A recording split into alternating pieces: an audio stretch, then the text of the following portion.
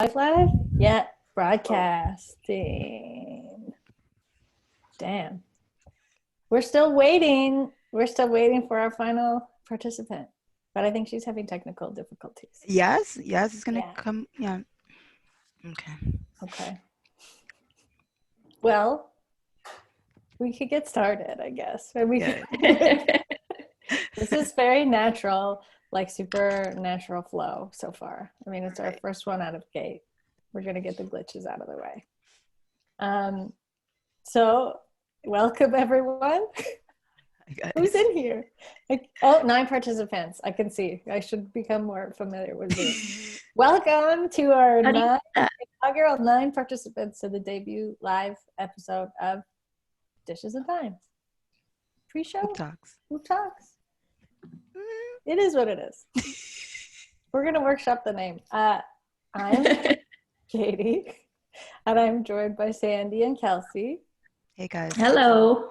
And Yasmin should be joining us soon, though she's experiencing some technical difficulties because that's how it goes. So I thought we could I wanted to actually get some serious stuff out of the way first, just because we saw Masai's legal team, they released the body cam footage of this fraudulent sheriff at Oracle last year. And I mean, I think for me personally, it didn't really show what we already knew to be like blatant assault and abuse of power. But I just kind of wanted to get both of your thoughts on what, if anything, more it made you feel. Sandy, we can start with you. I mean, for me, I knew how I felt about it when the story first came out. I knew that the cop was likely lying, to be honest. The video just validated what we speak about in terms of Black lives and how we're treated differently in particular spaces. You know, you have this man who appears in a suit. He looks very professional. He has his credentials, and he's still treated differently. And for me, it was a little bit heartbreaking to see Masai, because in the video, he just looked very, I think it kind of like shocked him a little bit, because it's you know, you're in the middle of this amazing moment that you've worked years for, you know, and it clearly means so much to him. All blood, sweat, and tears went into this moment, and you finally reach that pinnacle, and it's essentially ruined by someone who just felt like being a dick, and had the power to essentially change a very important moment in your life. And the implications of that, when I saw the video, just really hit me, and I was hurting for him. Because he'll never get that moment back. Even if we win other championships, it's never going to be like the first, you know? And so the gravity of that moment kind of hit me when I saw the video. It was just kind of like, yeah, no, like that person literally took a moment that he's worked essentially more than half of his life to get. So yeah, no, it was, I just really felt for him. Yeah. No, I think you touched on a really visceral point, like being able to see his face when he kind of was thrown backwards the first time, like just the shock and surprise on it. I mean, the fact that he also just stayed so calm is largely speaking to what he in his head probably knew he couldn't react in like a, you know, he wouldn't have, because I don't think that's how he is, but he also couldn't have in that situation. But yeah, like seeing his face, as you put it, I think it was like a gut punch, kind of like anew, you know. For sure. Kelsey, what did you think? I agree with both of you. And then I think that one day his kids are going to watch this, you know, and they're still young now, and they're going to say, my dad was the president of the Toronto Raptors who just won their first championship, and this is how he's treated because he's a Black man. What's stopping the same thing from happening to me? And, you know, this is one instance where, I mean, at first they said the body cams weren't working, right?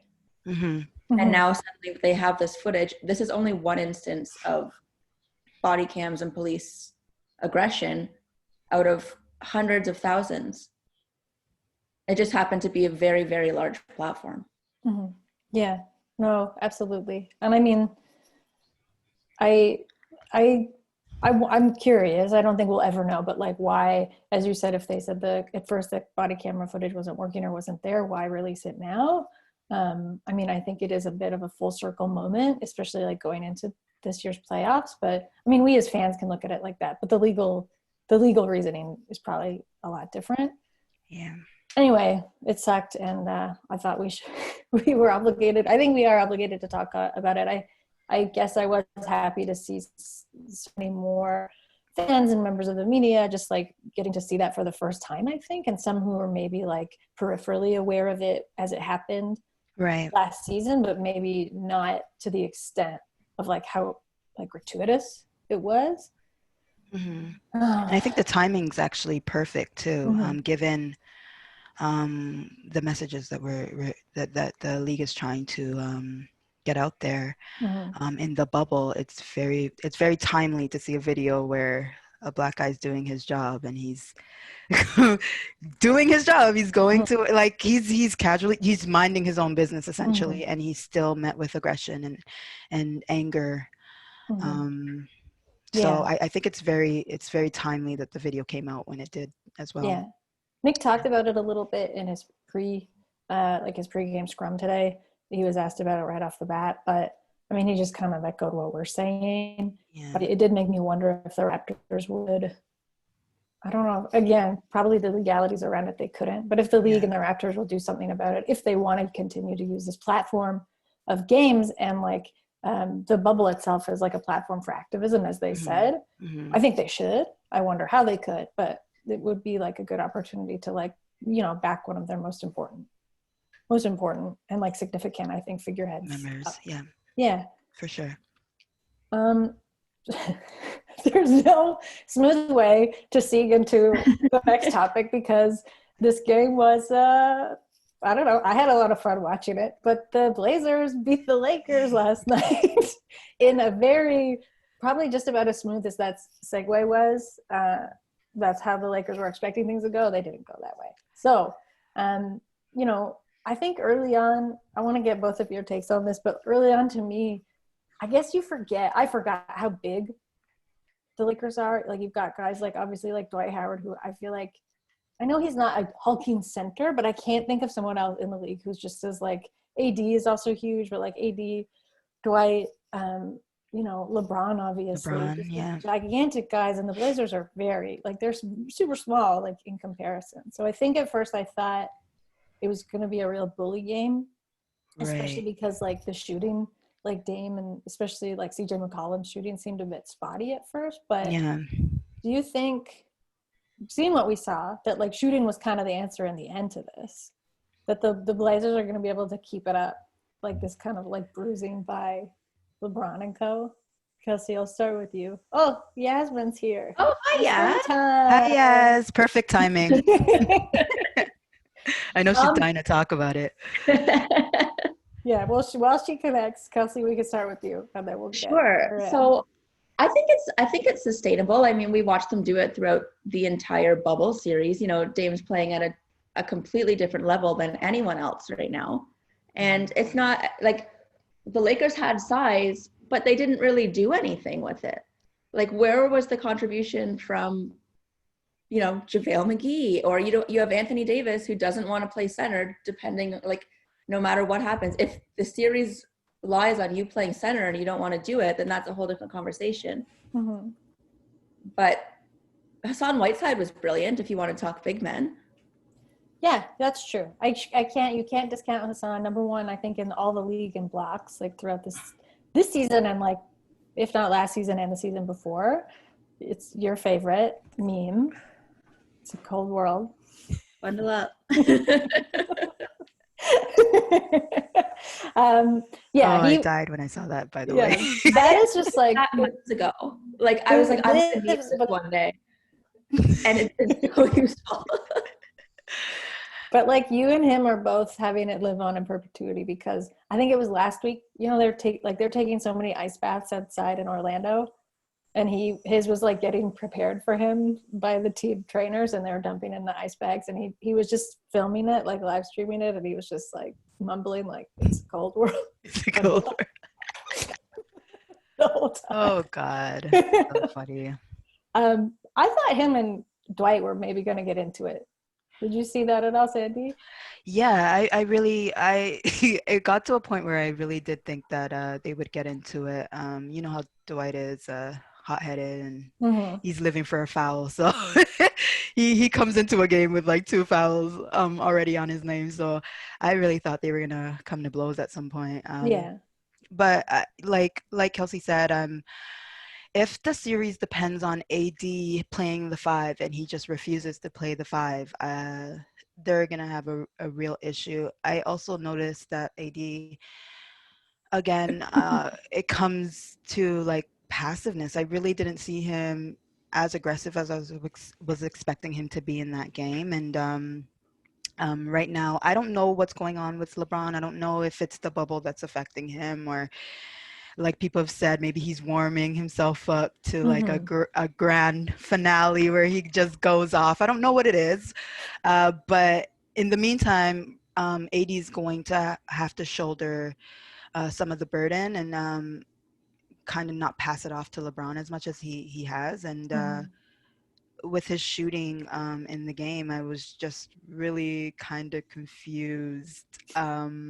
Also, would you guys say like Danny's like the 3rd best player on the team that's literally not making shots, 4th best player on the team that's I would have said that, and now I'm just like, Danny baby, figure it out. Like, I love you. Figure it out, please. Don't let these Laker fans like break you. I honestly feel like they're breaking our poor Danny Green, and I feel for him. What's interesting is that even when yeah, I was gonna say yes, but I don't even need to throw to you because you're ready to talk about it. No, I just slid in. Like I was trying to set up my laptop, and I'm so technologically like illiterate. It's so bad, and I'm 26. Like, what is my excuse? But anyways, you made it. You're here. But like, what's funny is that when he was a Raptor, like he was icy hot. Like even as a Raptor, he was icy hot, especially in the postseason.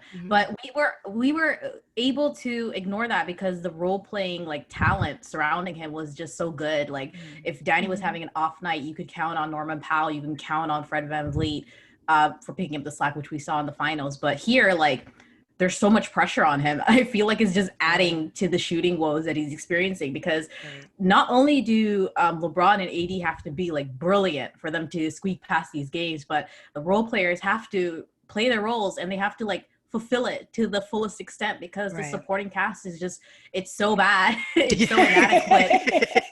And I remember in the beginning of the season, people were acting as if like no one was talking about it. I remember like people were just kind of thinking that they can, just bank on LeBron being the greatest player ever, which you probably can, but like he's 35 years old now and, he can give you, 12, 13 plus assists, but he can't drive to the rim at will, like, in his prime days. It takes a toll on him. Like I was watching that game and I was like, he's exerting himself a lot for game 1. Like this is not okay for LeBron James.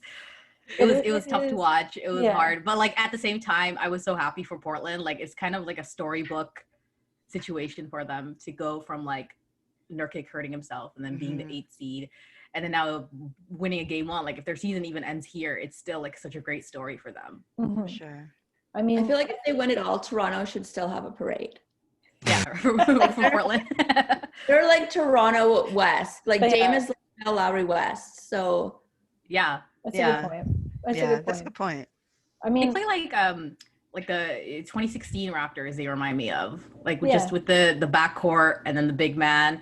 It's kind of dated. It was funny because the Lakers play really dated. I feel like they play like kind of a 2012 style of basketball, and then you have like Portland, which is playing like a 2016 style. So it was kind of like a throwback night. And then like game.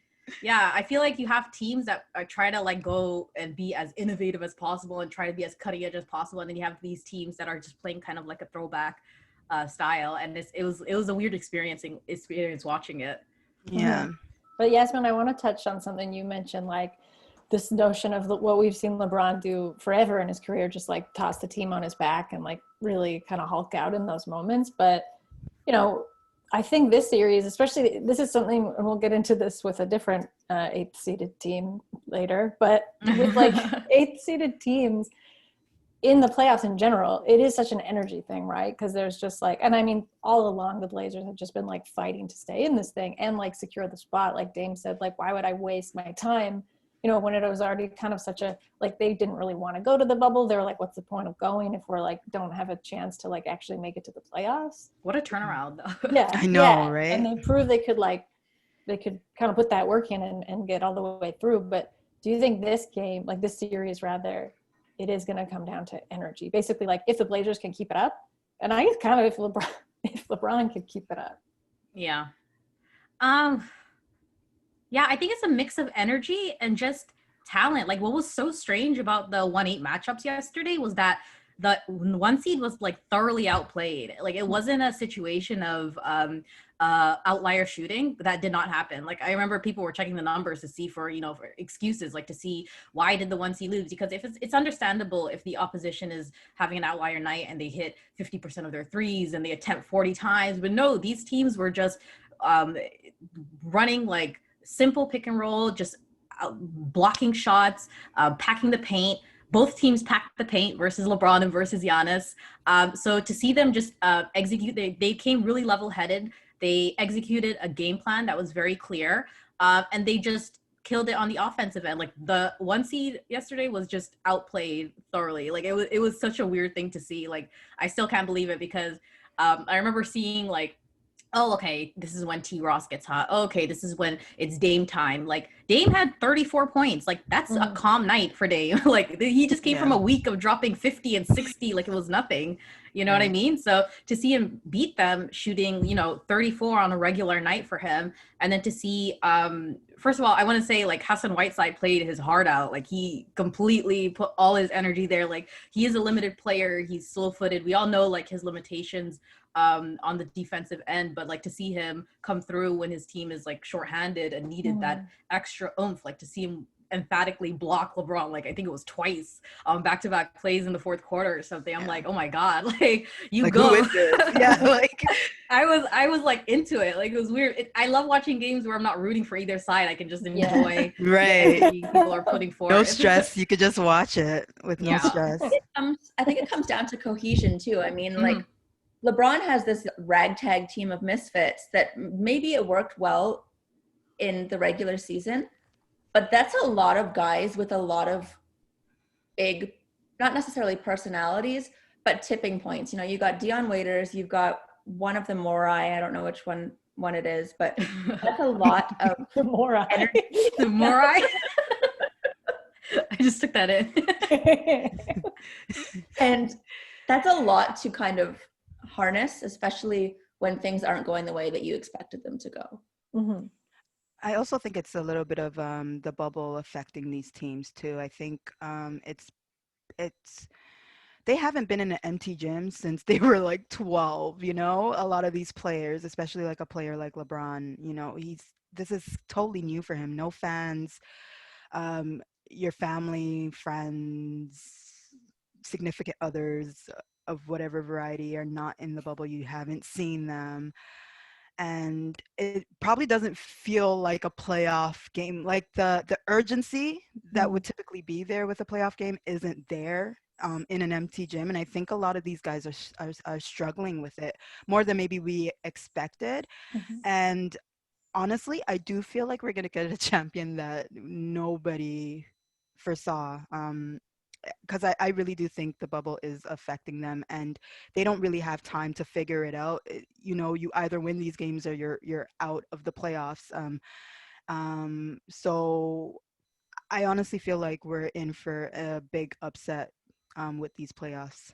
It feels like that, like especially in the West. Like I think we're gonna see a lot of like knockouts we didn't really expect. I mean, I want to blast through a little bit more of the West before we get to the East, but specifically in that Mavs-Clippers matchup, I mean, first, like you all know my thoughts on Porzingis, so I don't really care if he's getting ejected. But I thought this quote from Doncic, like post game, was pretty interesting. He said, "I don't think it was fair to take him out of the game, especially in the playoffs." Where I would argue, it should especially not be the time to like abstain from ejecting someone in the playoffs. Do you know what I mean? Like, wait, sorry, you said that like it's you. Like, why would you get preferential non-ejection? Yeah. Like status in. You should have it together by now. Yeah, you know not to do things like that. Yeah, I thought it was poor judgment on Porzingis's part. Like he knew he had the tech, and he went and he involved himself in like a nothing skirmish between Luka and one of the Morai. So it was like, I remember watching that, like, why would you do that? Like, people can blame the refs. Yeah, like the first tech was kind of stupid. He kind of just like raised his fist after a missed call, and then he was hit with a tech. And then the second one, it's like, yeah, I understand why he got the second one. That's just poor judgment on his part. Like you have your star player in Luka playing his heart out against a much more talented team. Like, you need to suck in your pride and get to play. You know what I mean? Yeah, like, for sure. So that's fully on him, the situation. But yeah, like that really sucks, because it seemed as though the Clippers were kind of overwhelmed in that game too. Like, it might have been another upset to add to the list of ones we already have. Yeah. On that note, this is our first time seeing Kawhi in the postseason after the trade. How's everybody feeling? The timeline was emotional. She's you, but she's not me. Yeah. You know, like. Yeah. It's one thing I'm kind of struck by with Clippers Kawhi, and I think a lot of Raptors fans touch on this, is just how much he has to do. Like, yeah, he carried a large scoring burden at times for the Raptors in the postseason, but like seeing him have to play point guard, seeing him have to play a 4, seeing him have to play the 3 as well, like, it's just, oh my God. But you know, I feel like they're gonna go as far as Kawhi takes them. Like, that is their trump card in any series. And it's gonna, I really hope Lakers get to the point where they match up with the Clippers, because that's what we all want to see. And now they're looking real shaky. Like, I'm kind of upset. Like, what is going on? The thing with Kawhi too, I think it was the 4th quarter, maybe the 3rd, and he was in the paint and he was looking to make an outlet pass and no one was there. And it's like, if he was still with Toronto, there would be like 3 other options, but he just kind of had to do it all himself. And that's not what he had to do last year. He didn't know how good he had it. No. Sandy, I think the consensus is that Raptor supporting cast, like, it would have been a guaranteed championship in this landscape. Like, in today's NBA. Absolutely. Especially in the bubble. I think it would have been like, seeing how our team is functioning right now, it's weird, because our team wouldn't look the way that it does with Kawhi. Yeah. Oh no. Oh, I think your audio went out. Sandy. Oh no. It's okay, she'll be back. A glitch. She's just frozen, being like, why did Kawhi go, you idiot? Why did you leave, you fool?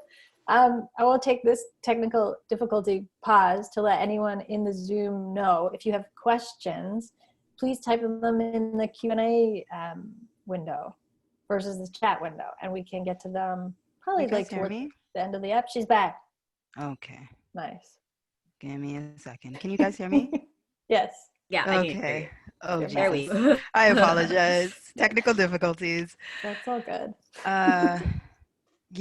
Sorry. Go ahead, Katie. Oh, I was just gonna say, we don't have to. There's not too much, like Thunder's Rockets. Let me know if you felt something different, but I thought it was gonna be a little bit more heated, especially like Paul versus Harden. But it wasn't yet. But then again, like, Chris Paul is so much more chill in OKC. I feel like that was kind of like how he got through this season. Like the team they had a great unexpected season, but he's calmed down as much as Chris Paul can calm down. And that series to me felt a little bit like that Spider-Man meme where they're both pointing at each other, because they're just like, they line up like pretty similarly. Yeah. So I hope it heats up. Yeah. It's a weird one, because ever since the Rockets went like super small, they kind of took away like Chris Paul's bread and butter, which is like to get the switch on the big man and then to kind of play with his food before he goes. Like we've seen him do it to Gobert. Like when he gets that switch on the big man, that's when Chris Paul cooks. But who is the big man? Like he'll get switched onto another wing defender. So I think we saw him kind of going through, like realizing that, oh, like where are my advantages? You know what I mean? Yeah. And I think the Rockets are gonna get past this series real quick, and hopefully Russ will be back for their next round, because I think they are they in the Lakers bracket? Yeah. Okay, yeah. So they'll see the Lakers in the next round, which that's going to be an interesting series because they are complete opposites. You have one that's like a 5-out offense with Russ kind of steamrolling and then kicking out to shooters. And then you have one where their two dominant players live in the paint. So it's like a complete, I feel like that's the one series where the Lakers find themselves on a level playing field in terms of being like they're facing kind of like their yin and yang. So I feel like that's going to be really good basketball. So again, like let's pray the Lakers get through this series so we can get to that step. Russ does weirdly make the Rockets more likable, but I might be opinion. I agree. Anyone expect that? I didn't expect that going into the season. No. I was like, okay, there's one Russ, there's one Harden, there's one Ball. Something's not going to work out. It's interesting. They use Harden. They use like Russ gives them like a different dynamic, because before it's like Harden ISO, and then you would have Chris Paul try and play their style, and it still wouldn't really work out, even though they were really dominant. And then Russ kind of gives them an alternative when those threes aren't falling. You have like basically a compressed Giannis running through the paint who's virtually unstoppable, and he's usually going to be playing the 5 and matched up against much bigger, slower guys. So he makes them so much more watchable. Like I don't care what anyone says, like regular Rockets basketball, it kind of makes me queasy. Like you feel like you're having continuous like deja vu because the same play is being run again and again, and it gets very tedious. For sure. Yeah, so he just gives them like another facet that works well for both players. Like I hope they go, even if it doesn't work out this year for them, I hope they go with this maybe another couple of years and try their luck in the future.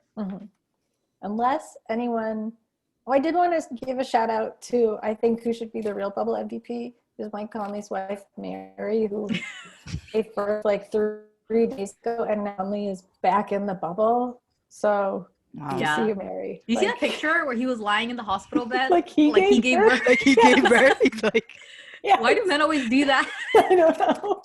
It's true. She also is leaning in. Like she's not even The worst is that he's the one on the bed when she just gave birth. Like, I know none of you have given birth, but like everything is still falling out. And she's like, hey, and he's like holding the baby. I'm dead. Yeah, and that's like a whole. There are a whole series of pictures like that where men are the ones lying on the bed with the baby, like they gave birth. Yeah. Wayne had one too. Sorry, Wayne Wade and Gabrielle Union had one too. Classic. And then he's just like, peace, see ya, gotta go back to like, oh my God. I'll see y'all later. Like, what? Bless her. Anyway. God bless her indeed. Well, yeah, let's get to the East because we're going through our time. Who knew? I mean, I guess we knew. Yeah. There's a lot to discuss, man. There is a lot. There's more than I thought. But that's good because all the games thus far have had some element like worth reviewing. But not all of them. Utah and Denver happened. That's true. I did skip Heat Pacers because because we can talk about that later. But Bucks Magic. First, I'll say like blah blah blah. I know the Magic also beat the Raptors last year in Game 1 in a series that I thought looked a lot harder than it should have at first. Yeah. But let's please take this series out of that context. Please. And like, can we? I know we already have been, but can we call the Bucks frauds yet? Yes, absolutely. We've been able to call them frauds for a very long time. We've been able to, but can the collective we call them frauds yet? When I was watching yesterday, I kept waiting for the Bucks to like start trying. Like I was waiting for that third quarter Warriors run, you know, that every good team does, where they kind of just like come out of the timeout like, okay, let's stop playing, let's get this win. But it never came. Instead, we got like Terrence Ross like playing defense, grabbing rebounds. So confused. Like, I don't even think he hit a three. Like I think he was like just cutting like crazy. Like I was so impressed. And they are so short-handed. Like no Jonathan Isaac, no Aaron Gordon. Those are other bodies that they would have been able to put on Giannis. And they were just, that's the thing, like with the Steve Clifford team, like he's not the, you know, most innovative coach, but he has his players like playing good, disciplined defense. Very like, I remember they gave a lot of problems to the Raptors last regular season, just because they were so disciplined on defense, and they're not like an extraordinary offense. So that was such a weird one. And like, I think Giannis' stat line was like 31, 17, and 7, and it still wasn't enough. You know, like, what are you gonna do when your second best player goes like 2 of 9 or something? Like, you know. I mean, so. I don't know. I'm still waiting to see what makes Bud even in contention for Coach of the Year, other than having the league MVP. I feel like you're calling him Bud.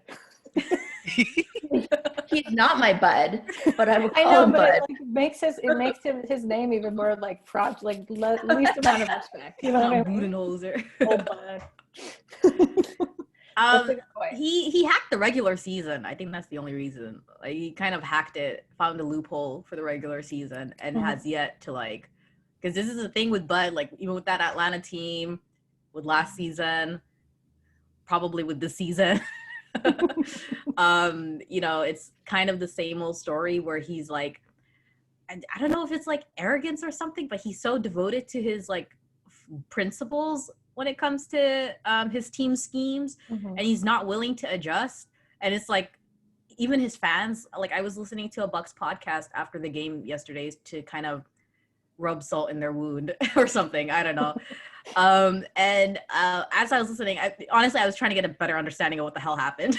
But they're equally as completely confused by Coach Bud's decision making in playoff games, in regular season games. Like, who goes 11 deep in the first quarter of a playoff game that you're losing? Like, it's so strange.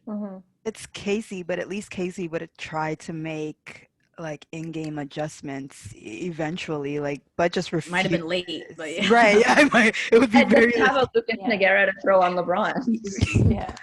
So like, I don't know. It's, first of all, I thought it was hilarious that we were seeing the T Ross that we wanted to see in when he was in a Raptor jersey. Like, it just made me laugh. I was just like, this is friggin' hilarious. Like, if T Ross gets the Bucks out of here, it's gonna make my life, like, literally make my life. That's friggin' hilarious.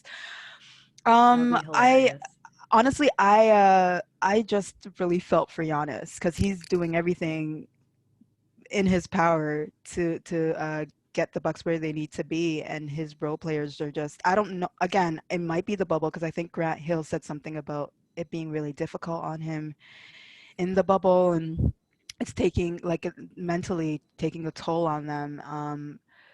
So I don't even think it's an ability thing. I think it's more so just maybe the bubble just isn't jiving with them, and they're struggling with it. Because I just was really confused as to how this shorthanded Orlando team not only beat you, because they beat us last year, but like they disrespected you. Like, you were blown out. And there's no reason, if you have Giannis on your team, you should get blown.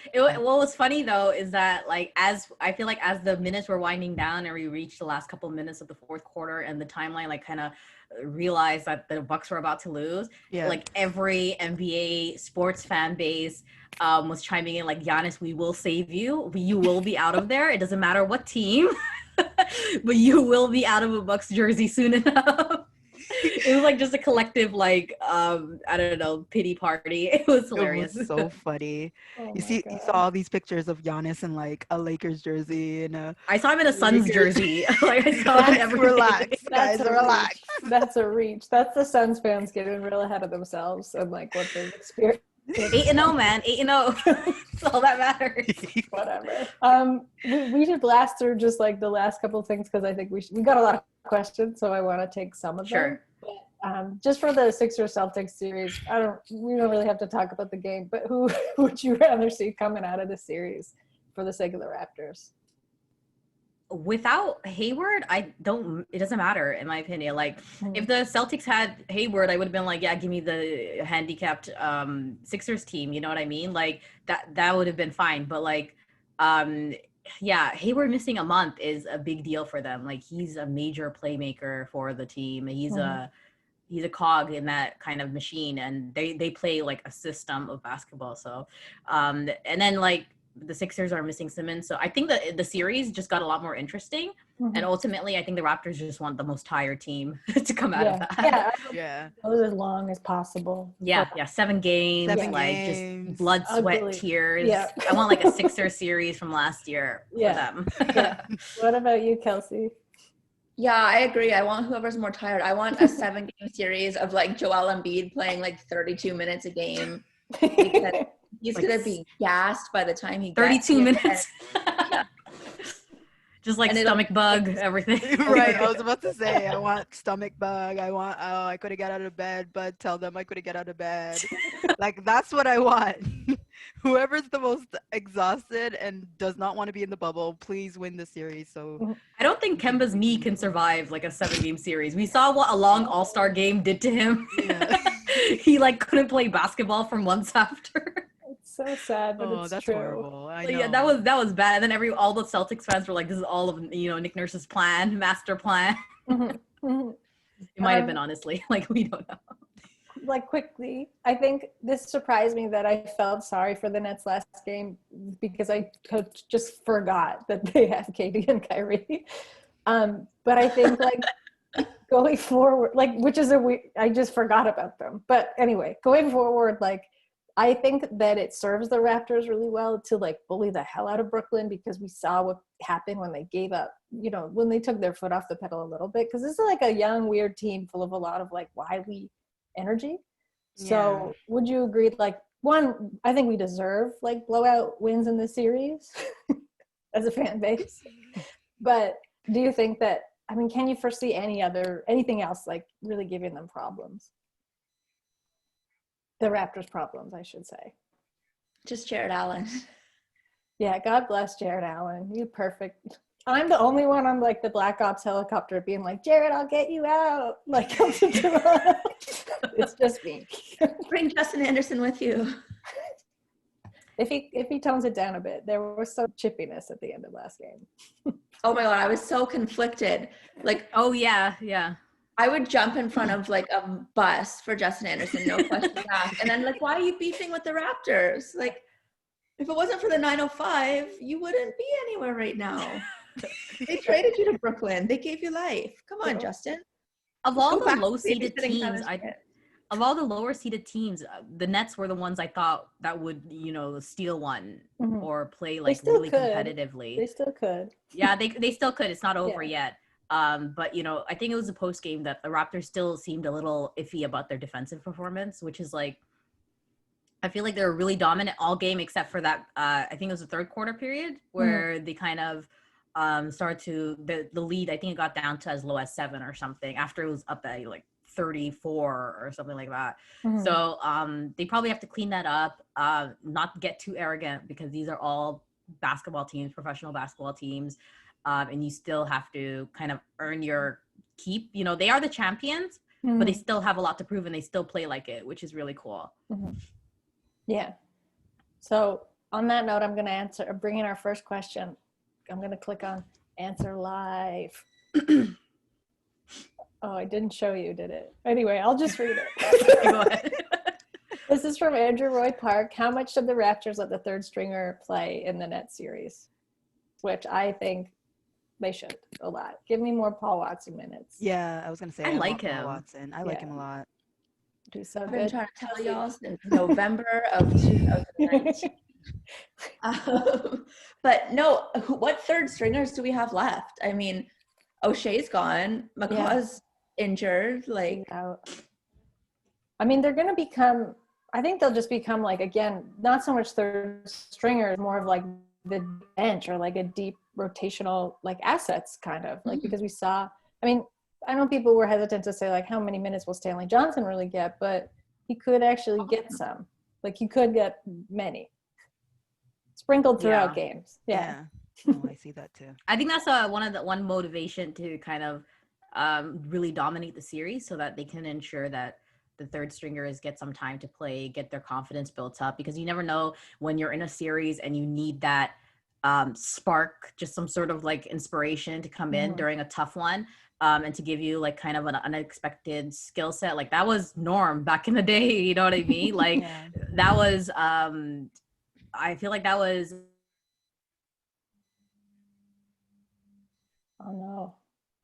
Fred VanVleet as recently as last year, give like motivation to the starters, because even though this Raptors starting five is like among the very best in the league, like I think it's like a top 2 starting five in net rating, sometimes things get stagnant, sometimes things get sticky to the best teams, and that's something that the Lakers are missing. That's something that the Bucks even are missing, like those third stringers that can impress you regularly. You know, and that's just part of having a good development system. Yeah, no, absolutely. I feel like Portland had a lot of that.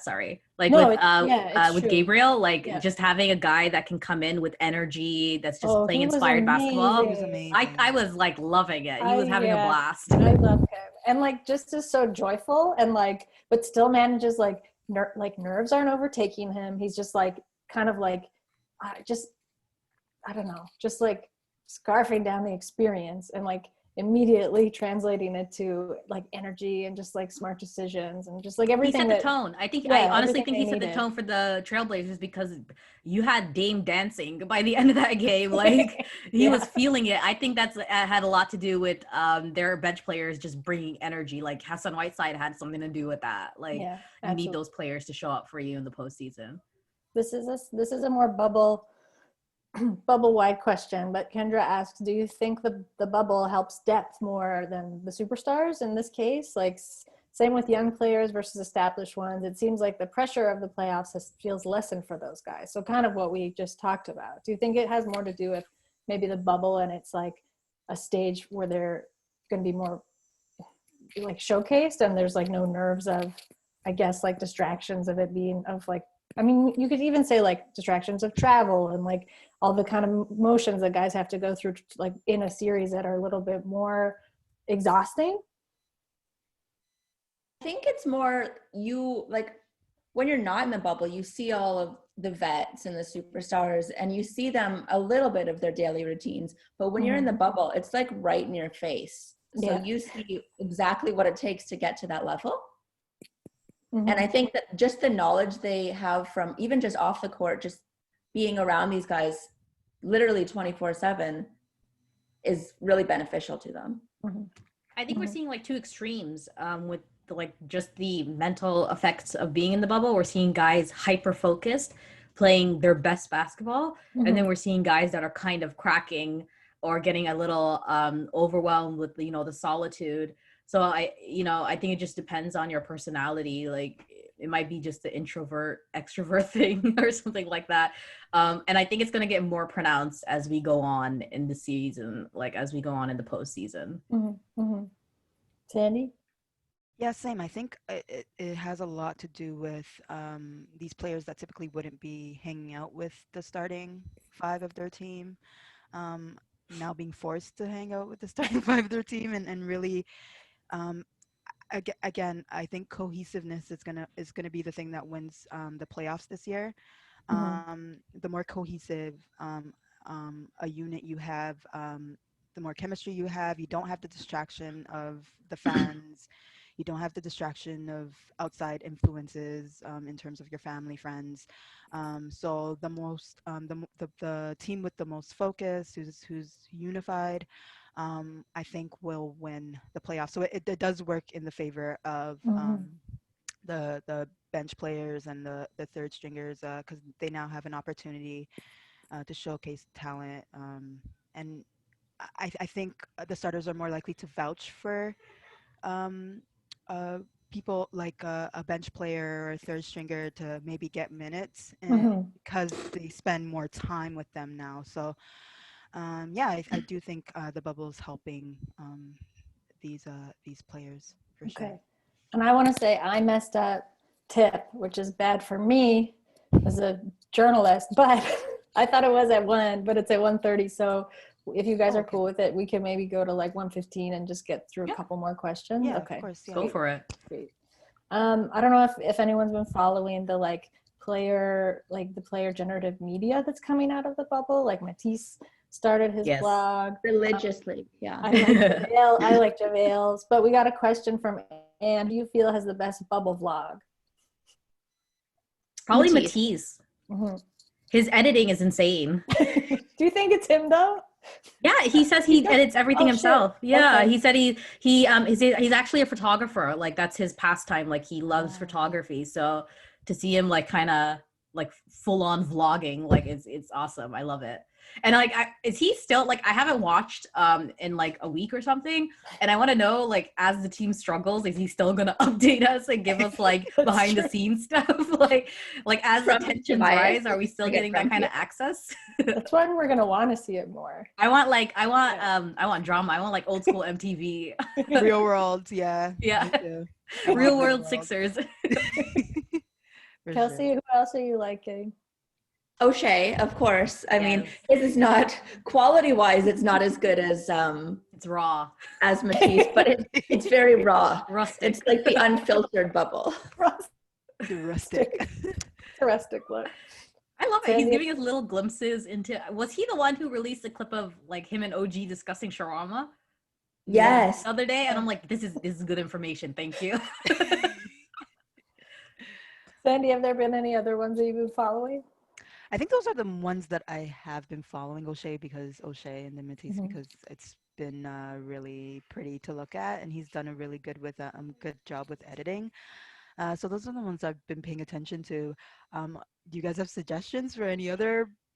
I think JaVale has one, but JaVale's is good. I was gonna say I like JaVale's because he doesn't have he kind of goes on, like he just turns his camera on and the episode is about whatever he feels like it could be that day. There's no like production schedule or narrative arc.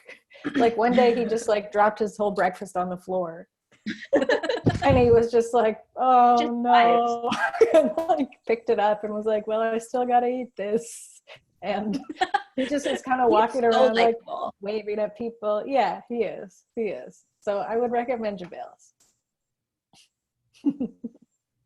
I wonder if anyone's doing something other than vlogging. Oh, well, podcasting. There's JJ who had his going on. I don't know if CJ has updated his. And Danny's still doing his. Really? Yeah. I haven't seen it. No. Okay. I'm going to check it out. It's supposed to be because I was talking to that production team just about like, because I'm interested in just like a look at, what I think is interesting is like the push and impetus on guys to kind of own their own media, right? And like how good that is for them and what they want to do with it after, if they want to do anything with it after, or it's just like something they're trying to get into now. Yeah, lets them control the narrative a bit. Yeah, cool. Totally. Especially because we saw how like media kind of had the doors blown off just with like the pandemic and the pause and everything. So like access journalism for like who can is suffering right now. Yeah, like which networks can afford to like send people into the bubble? Like it's a pretty limited sliver of what you're going to get to see. So the fact that players kind of took it upon themselves, I think it's like very timely for sure. Let's see. We answered some of these already, like just in our natural flow and conversation. Maybe that's it. Oh wait, here's one from Noor. What's up, Noor? Fred VanVleet or Norm for the starting lineup. Also drop all of your skincare routines. I don't know if we have enough time for that, but we can talk about the starting lineup. I feel like that question is not, I haven't seen it anymore. Yeah. With the way Fred has been playing. Yeah. Just Noor wants to know though, so we got to answer.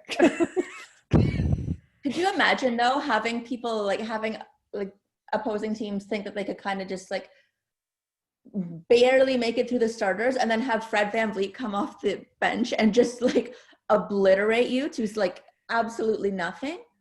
Insane. Like Norm will have to take that role. No minutes off.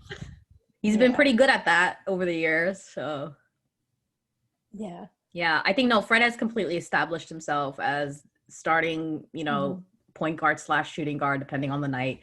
All-star, fringe all-star. And like I love seeing this stage of player development where they all put it together. I love it. Like you see them kind of like understand their identity, what they enjoy doing, what they do best, and just kind of like hone in on it.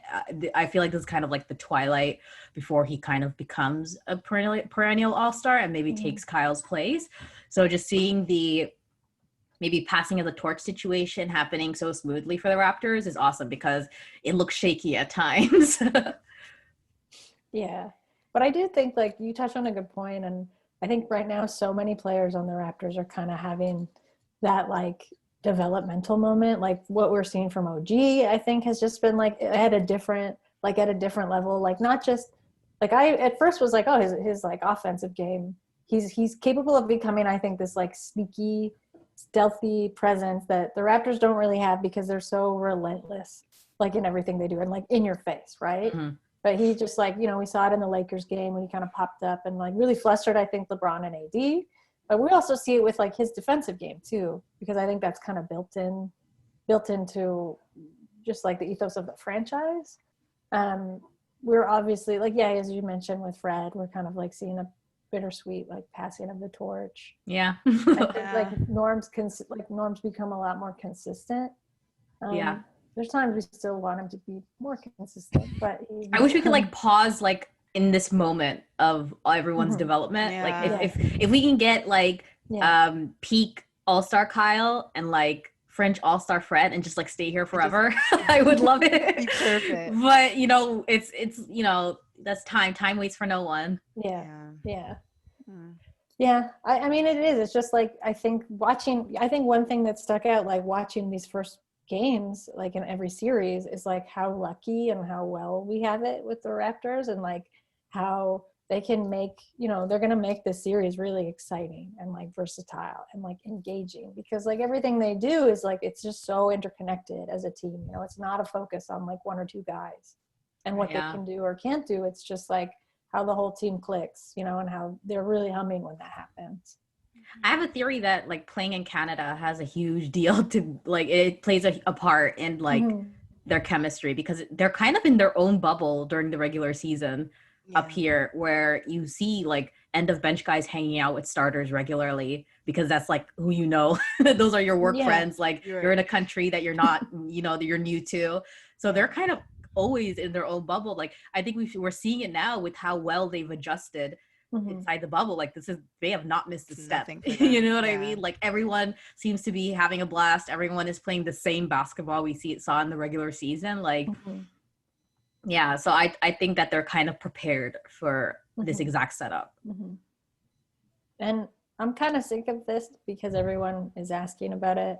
And today Nurse said, like in his scrum, he said how sick he basically is of it. But this Pascal Siakam question, like we're not really worried about that, right? None of us are. No. Good. No. I mean, we came into the season knowing it was a developmental season. I don't know why everybody all of a sudden has forgotten that like this guy has gone from second best player on the team to first, and that doesn't come without hiccups. And frankly, I'll take these hiccups if it's like 25-5 or whatever he's doing right now. Like I'm good with those hiccups, guys. Like come on, man, relax. Yeah, I think we haven't seen this team fully healthy in so long that people expect him to drop the numbers he was dropping when we were missing like starting point guards and stuff like that. So like I'm not worried about him because his three is still falling. And he's, he doesn't look overwhelmed. He's deferring. He's never forcing the issue. That's what's good about Pascal. He has that role player background. So he knows when, if I don't have it, let me just use my gravity to my advantage and get my teammates looks and stuff. So it hasn't changed how they're playing. They're not worse for it or anything like that. So I'm not worried at all about it. And it was cool seeing Fred come to his defense. Like, Pascal's good. You guys need to relax. Yeah. When he basically was like, I'm not even going to entertain that narrative. Yeah. Like it's tiring. They keep asking Kyle. They keep asking Fred. Like, yeah. Kelsey, what about you? I just don't know what anyone expects like Kyle or Fred to say. Be like, yeah, our number one scoring option played like shit. Yeah. You know, they're not going to sell him up the river regardless of how he plays. And I don't think that there's anything wrong with the way that he's playing. I mean, we saved Kawhi for the playoffs all year. Let Pascal figure out his rhythm, and then we'll save him for the finals too. Yeah, exactly. Like that's something we saw even last season. I know it's like a different team. I mean, aside from Kawhi and Danny, it's not really. But well, when we had OG this postseason, which is nice. But I mean, if you guys remember last year in the postseason, like it seemed like with every series, the Raptors kind of like grew a little bit, and they like then would apply the things they learned in that series to the next series, and each one became like, they were all still difficult, and like, you know, some went longer than they should have, but I would say that like the team that started was not at all like the team that finished. Yeah. Do you think we'll experience something like that this year? I think they're playing I think they're playing like the final iteration, like the way we saw them play versus the Bucks and the Warriors is what we've gotten this whole season, where it's a lot of ball movement, no emphasis on a single player, and multiple role players stepping up, because we don't get through that Bucks series without Kyle doing what he did, without Fred going nuclear.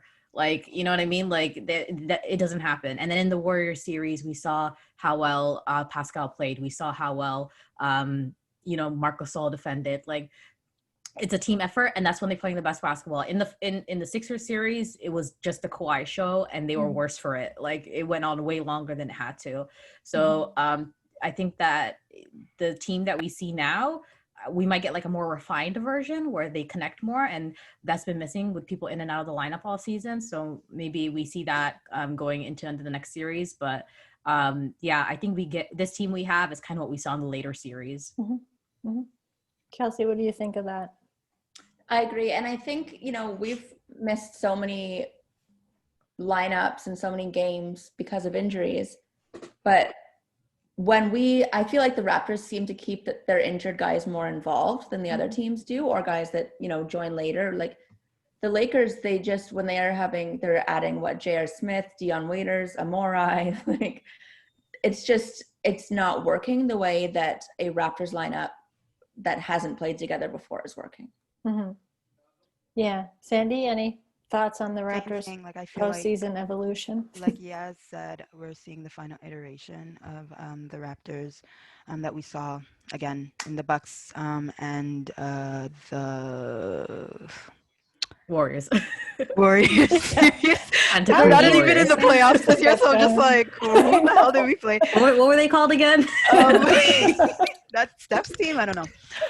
So we're seeing the final iteration, but I think everybody's taken a step, and so whereas it took Freddie a while to kind of find his his mojo, it took Norm the Bucks series to kind of be the player that we expect him to be. We're going to probably see that a lot sooner. And I still feel like they're going to try to clean up their defense. Like, I don't think they're at peak Raptor form yet. So that's really something that I'm excited to see, especially against like a component that they take seriously. Yeah. So like, I'm super excited. Like, we're going to finally get to see OG be OG, healthy, like part of like, I'm so excited if we get to that Bucks like Raptors series, just to see what that's gonna look Raptors, like. I'm so geeked for it. Let's cross fingers that everything goes how it's supposed to go. Yeah. Sweet.